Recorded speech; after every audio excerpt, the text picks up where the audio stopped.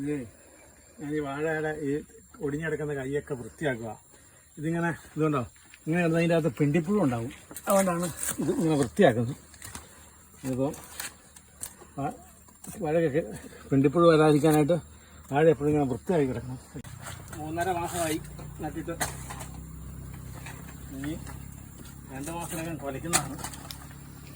3 വളം ഇട്ടു.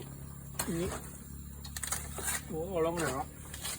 അത് പാക്ടംബോസായിരുന്നു ഇട്ടത്. അത് കഴിഞ്ഞപ്പോൾ ലേശം പൊട്ടാഷ്യം കൂടെ തോളിയായിരുന്നു. ഇനിയിപ്പം മിക്സർ വേണം ഇവിടെ.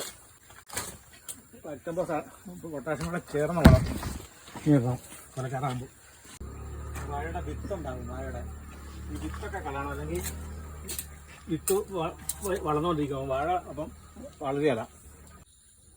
എന്നാണ്